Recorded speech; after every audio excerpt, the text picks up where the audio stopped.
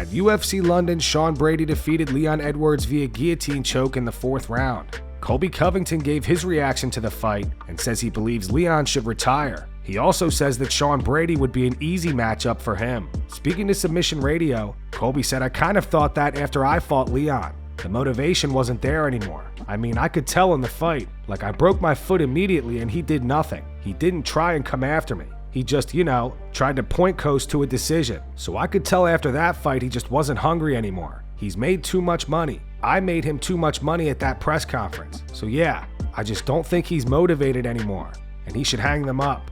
On Sean Brady, Colby continued, "He's still not a draw. He still doesn't draw flies to So I want to do good business for the company. Whatever the biggest and best fights that the company wants, that's what I'm on board with. If he's what's on board, fine. If it's a good matchup. He's not going to take me down and submit me.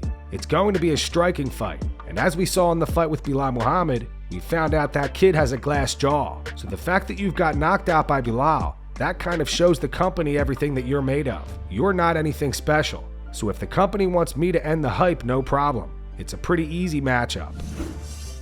Fight announcements. Erin Blanchfield and Macy Barber are set to headline UFC Vegas 107 on May 31st. Blanchfield enters the bout following a unanimous decision victory over Rose Namajunas in November. Barber is currently on an impressive 6-fight winning streak, most recently securing a unanimous decision win over Caitlin Sermonara at UFC 299. Nursultan Ruzaboyev will face Dustin Stoltzfus at UFC Vegas 106 on May 17th. Ruzaboyev is coming off a 2nd-round TKO victory over Eric McConaughey last month, while Stoltzfus enters the matchup after a 1st-round knockout win over Marc-Andre Barriault in November. Paulo Costa got ratioed pretty bad on X last night. Paulo posted this photo of a folded-up dollar. He wrote, "Can you see it?" The post has 1,000 likes. This user replied with this photo and wrote, "Yeah, it reveals the number of fights you have won in 5 years." This reply has 7.7 thousand likes. Paulo replied saying, "Makes sense." That stat is true, by the way. Paulo's only win in the last 5 years was a unanimous decision against Luke Rockhold in 2022.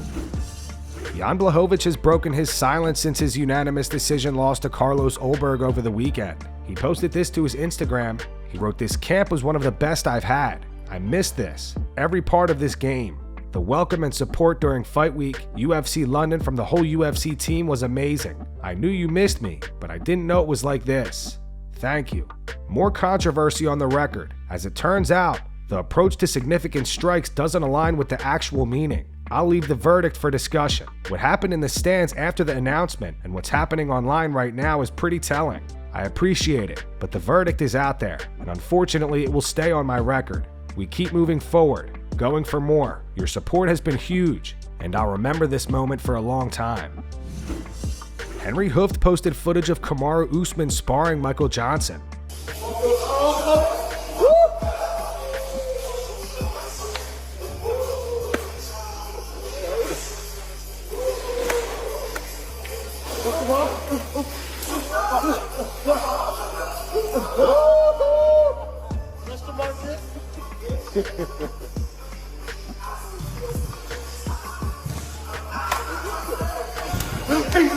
That's it, Michael. Let's go.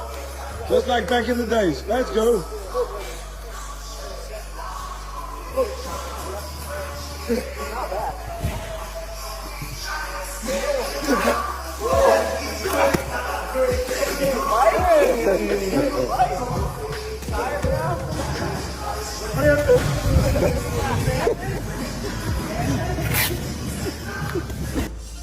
Sean Brady fires back at Ian Garry, suggesting that he should be the one fighting Bilal Muhammad for the welterweight title. Despite coming off a unanimous decision loss to Shavkat Rakhmonov, last week Ian stated that when he heard the news that Bilal was defending the belt against Jack Della Maddalena, he was livid.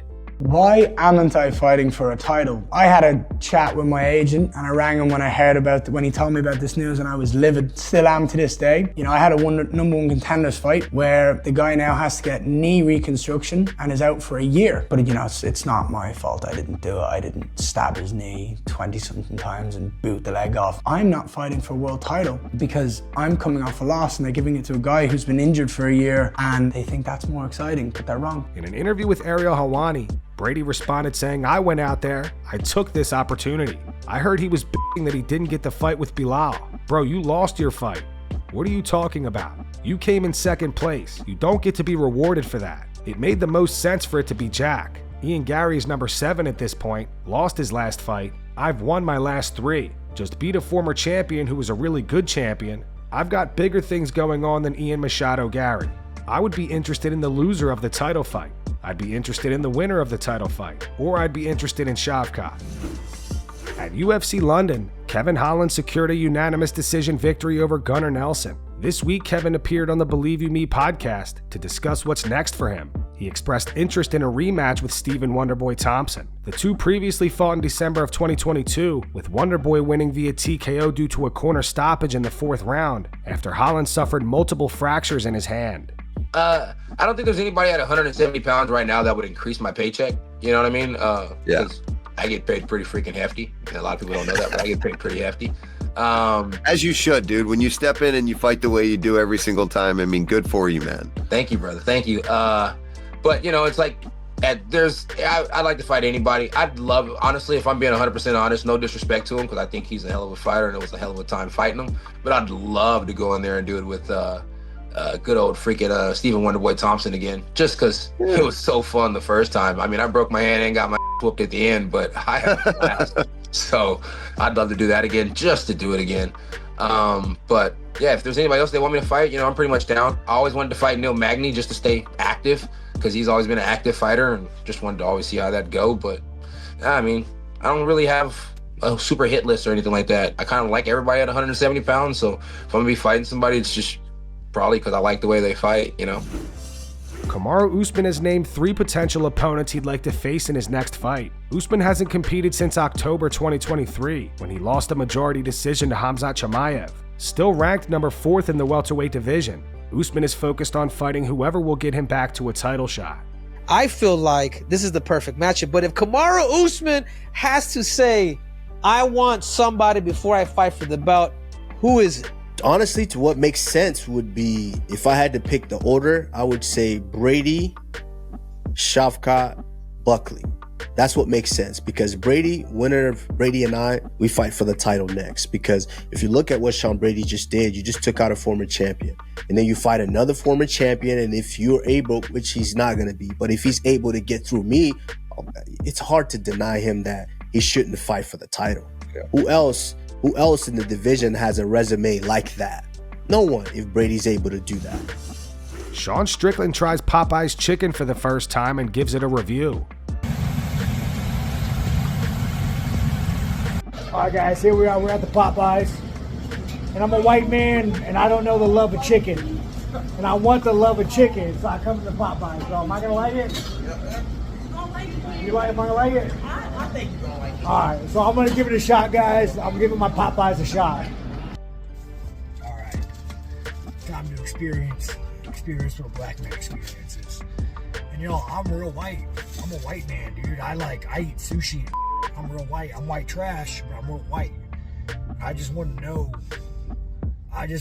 what this chicken is all about. I want to get to know this chicken.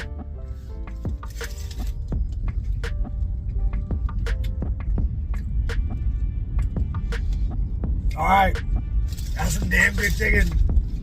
I might be a believer, man. I might be a chicken believer.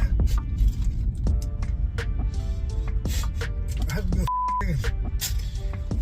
I'm a believer now. I get it. What do you think about that? What do you think about the Popeyes? It's nice and crispy. It's dry. It's not greasy. Do you like it? Mm-hmm. Do you understand what a black man goes through when he eats chicken now, or what? Listen, I never understood the Popeyes, but this is some good chicken. This is some good chicken. The drumstick, a million times better. I get it. I understand it. UFC flyweight Jeff Molina has been suspended for 3 years by the Nevada Athletic Commission for his role in a betting scandal involving his coach James Krause and fighter Derek Minner. In 2022, Minner, coached by James Krause, entered a fight with an undisclosed injury triggering suspicious betting activity. Just before the fight, betting lines shifted drastically, making Minner a clear underdog. He went on to lose by TKO in just 67 seconds. James Krause, known to be heavily involved in gambling, was at the center of the controversy. Molina admitted to placing significant bets on the fight while having insider knowledge of Minner's injury. As a result, Molina's suspension is retroactive to November 5th, 2022, and he will be eligible to compete again on November 5th, 2025. He must also pay $235 in prosecution fees. Meanwhile, James Krause was permanently banned from the UFC. The promotion also warned that any fighter working with him would also be cut from the roster. Jeff Molina has broken his silence on the issue. On X, Jason Hagholm said Molina should have been suspended for life. Molina replied saying, "My words were twisted here. I wagered on the entire card. It's how I made extra money on the side when I wasn't fighting, and all I do is watch fights. I had wagers on both sides of the fight, and my significant bet was less than $500. The only thing I'm guilty of was continuing to wager on fights after the UFC emailed us telling us to stop." Getting a 3-year suspension for continuing to bet 2 weeks after getting an email that said to stop is insane. McGregor can post his $1 million bet slip every month on a main event as a fighter on the roster, and no one blinks an eye. Definitely a double standard there. Jason replied, "Wagering on both sides of the fight doesn't make it look that much better, Jeff. McGregor's posts were most likely sponsored posts." Molina replied, "It's not about making it look better, Jason. I'm saying what I did. What I completely disagree with is saying I deserve a lifetime ban for my $350 wagers I had on the entire card. I made a mistake by continuing to wager, no doubt, and a 3-year suspension is beyond suffice. But acting like 23-year-old me was this fight-fixing mastermind, making millions of dollars is comical. The fact is, a fighter fought injured, which happens literally all the time, and obviously word got out." And that's going to wrap it up for the news. Thanks for watching. For daily MMA news and content, subscribe to Full Mount MMA and click the bell icon to be notified when we post videos. Here are the 3 top comments from last video.